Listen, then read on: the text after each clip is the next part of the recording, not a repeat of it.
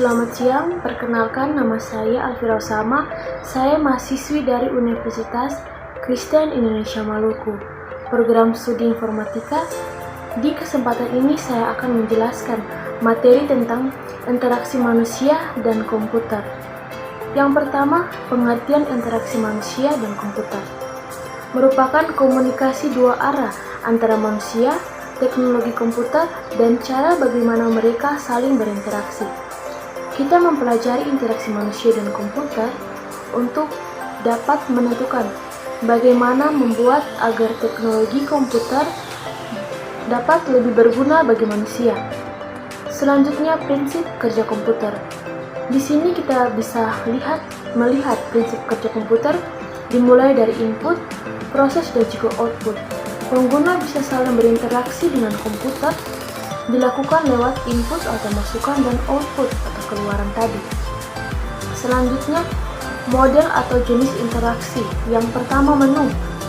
Menu adalah daftar perintah atau fasilitas yang ditampilkan layar atau perangkat keras monitor. Contohnya menu Start Window dan menu toolbar Microsoft Office. Yang kedua, natural language atau bahasa alami adalah model interaksi manusia dan komputer yang berfokus pada teks maupun suara. Yang ketiga, question atau answer adalah sebuah dialog sistem komputer yang bertanya kepada manusia atau user. Bukan berarti dialog atau percakapan seperti halnya dalam forum maupun grup media sosial. Question di sini adalah sebuah permintaan perintah sistem yang ditampilkan melalui antarmuka jendela pop-up notifikasi seperti ketika menutup notepad yang belum disimpan. Yang keempat, dialog berbasis pengisian borang merupakan dialog yang dimana pengguna atau user dihadapkan ke suatu bentuk formulir di layar komputer yang berisi sejumlah pengisian data opsi yang telah ditentukan. Kelima yaitu antarmuka berbasis icon. Antarmuka sering memanfaatkan simbol-simbol dan tanda-tanda dari kehidupan kita sehari-hari untuk memberitahu pengguna akan kemampuan dan fasilitas yang dimiliki oleh suatu program aplikasi. Yang keenam, antarmuka berbasis interaksi grafik merupakan dialog berbentuk pesan atau informasi pada suatu gambar atau link yang tampil ketika pengguna melakukan suatu aktivitas. Tujuan utama disusunnya berbagai cara interaksi manusia dan komputer adalah untuk mempermudah manusia mengoperasikan komputer dan mendapatkan berbagai umpan balik yang ia perlukan selama ia bekerja pada sebuah sistem komputer. Selanjutnya, komponen utama program aplikasi. Yang pertama, bagian antarmuka. Bagian antarmuka berfungsi sebagai sarana dialog antara manusia dan komputer. Yang kedua, bagian aplikasi berfungsi untuk menghasilkan informasi berdasarkan olahan data yang sudah dimasukkan oleh pengguna lewat algoritma yang diisyaratkan oleh aplikasi tersebut. Yang ketiga, MyRes. Penelitian pada berbagai aplikasi kecerdasan buatan menunjukkan bahwa 40-50% dari keseluruhan statement program aplikasi dan memori yang ada diperuntukkan bagi pengembangan antarmukanya. Yang keenam, antarmuka. Antarmuka menjadi bagian yang sangat penting. Selanjutnya, faktor pendewasaan interaksi manusia dan komputer. Yang pertama, teknik elektronika, yaitu membantu kita untuk mempelajari aspek-aspek yang berhubungan dengan perangkat keras komputer.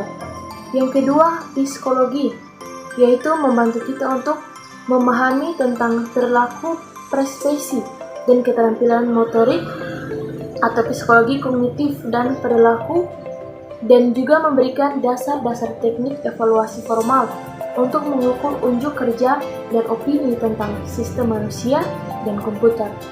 Yang ketiga, perancangan grafik dan tipografi, yaitu keahlian merancang grafik dan tipografi menjadi salah satu kunci penting dalam menunjang keberhasilan sistem manusia dan komputer.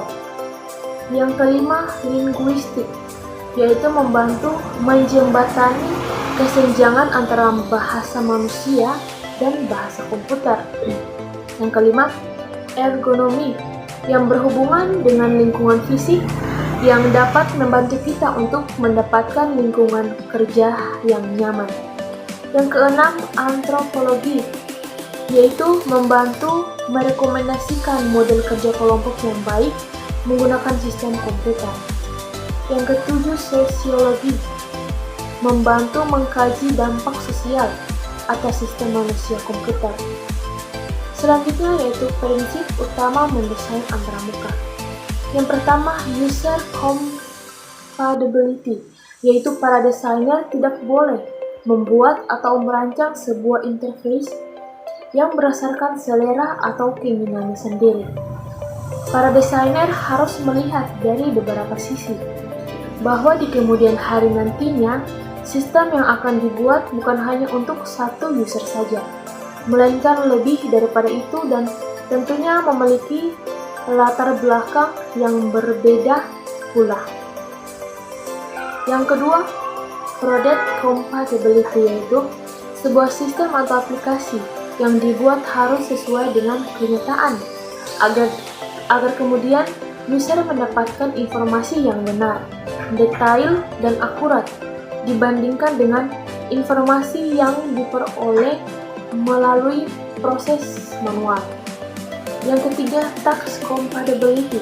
Dalam hal ini, interface harus bisa memberikan solusi dalam hal kemudahan dan tentunya user dapat menyelesaikan tugasnya dengan lebih efektif.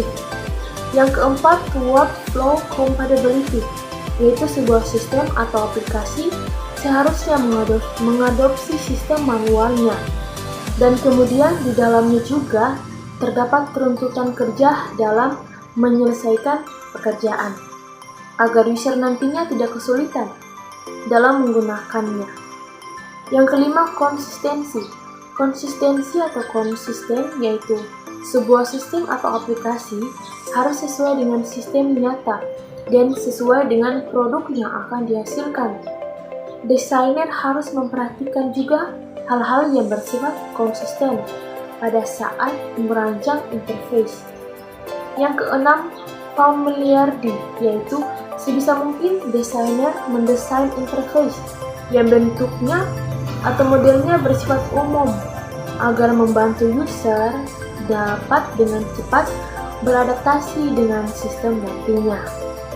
Yang ketujuh, simplicity, yaitu kesederhanaan dari sistem perlu diperhatikan dalam membangun sebuah desain antarmuka atau interface. Yang kedelapan, direct manipulation, yaitu aplikasi atau sistem harus mempunyai media yang dapat memberikan user hak untuk merubah interface atau antarmuka sesuai keinginan user nantinya, dengan tujuan agar user tidak merasa bosan dengan tampilan yang monoton seperti itu-itu saja.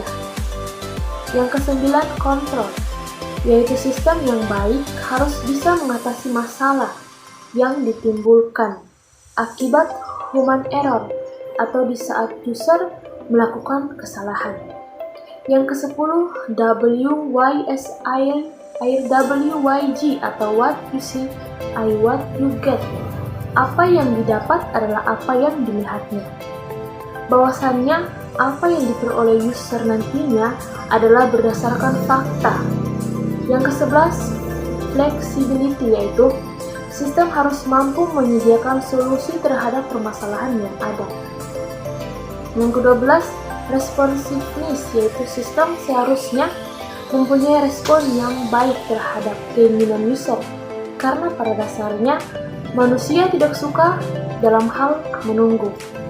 Yang ke-13, invisible technology, yaitu sistem yang dibuat harusnya memiliki kelebihan yang bersifat unik. Bisa saja kelebihan itu berhubungan dengan sistem yang melingkupinya atau bagian yang lainnya. Yang ke-14, robustness interaksi manusia dengan komputer atau IMK.